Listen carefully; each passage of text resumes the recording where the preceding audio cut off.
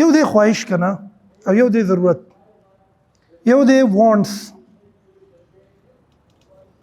یو دی نیډز. ای بچیا ورې یاد ساته زمونږ په دې ریجن کې ډیر مخلوق ډایورټ شي 170 کې روان شي خو بیا پسلاو شي وردیږي.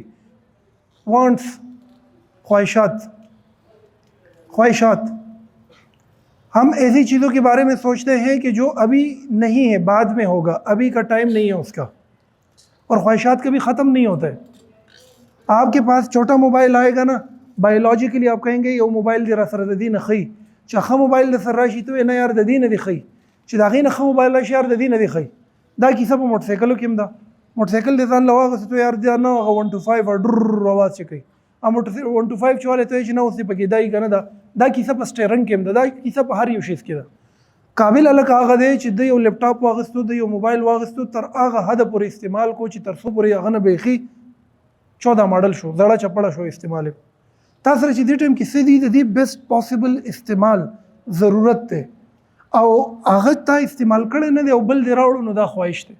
په خواهش کې په ضرورت کې په دې ټیم کې فرق پیدا کوي.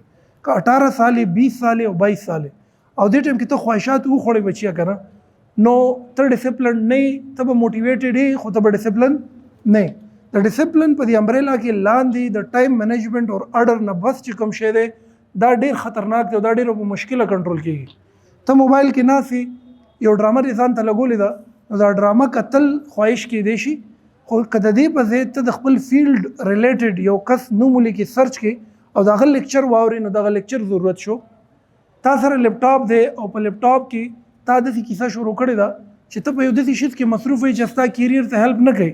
همدا لیپټاپ ته په دې کې د چیټ جی پی ټي سره ته لګیای او هغې سره خپل د ټیکنالوژي خبرې کې یا خپل د انګریزي خبرې کې نو هغه ډېر مناسب دي.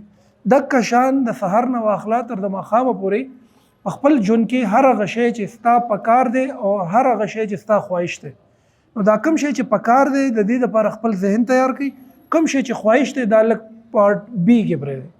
99% الکان د دې ریجن هټا کټا خستا انرژي والا الکان خواهشات وخوړل او خواهش کلم نه پوره کېږي بچیا. ځکه چې د خواهش بچی راوړي بچی چې پلارې په لاس کې درلو هغه خواهش به وي اوس دا بل ابل وي اوس دا بل ابل وي اوس دا بل. خواهشات غلام سړی به کرپټ لازمي وي، خواهشات غلام سړی به سست لازمي وي، خواهشات غلام سړی به دروغجن لازمي وي، خواهشات غلام سړی به کرپټ وي، دا به دوکه لازمي کوي او دا به ځان سره دوکه کوي او ضرورتمند سړی به گزاره کوي او دا به شکر هم کوي. نو یاد ساتئ چې خواهشات او ضروریات دا دواړه لازمي ځان سره بچه په لاس ولیکئ. بېشک ستا د ریسورسز وي، بېشک ستا د پلار بهر ملکی وي، بېشک تا ترې هر سهولت وي، خو بچیه د خواهشات او د ضروریاتو په منځ کې دا عادت که تا د اوس نه په خپل ځان کې وا نه چو نو دا بیا جړله کوي غټیږي او دا چې ته بیا غټ شي د یو کور سربراه شي نو دا بیا ستا په عادتونو کې تاله ډیر زیات نقصان درکوي. دا پتا کې کفایت شعري چې کومه ځان نه کریټ کوي، ستا په پرسنالټي کې بیلنس نه کریټ کوي. زمونږ سره داسې الکان شته چې دوی تاوانو کې طوفانو کې نقصانو کې صرف په دې وجه چې په خواهش او په ضرورت کې فرق نه کوي. دا عادتونه به د اوس نه جوړوي. تاسو کې چې کوم سړی د خواهشاتو غلامو دا په 170 کې ډر کوي روانيږي به خو بیا وردیږي او بیا به پروت د کې ډیسپلن نشته. ضرورت والا به ډیسپلن ته رواني د غاړې به نه وردیږي، په یو صورت به نه وردیږي. په 60 کیلومتر کې رواني خدا به ور رواني، ټایم چې به فوس کوي بهترین یوز کوي دا به په 60 کې رواني خدا به رواني. ټایم مینجمنت والا چې کوم دی دا به روان.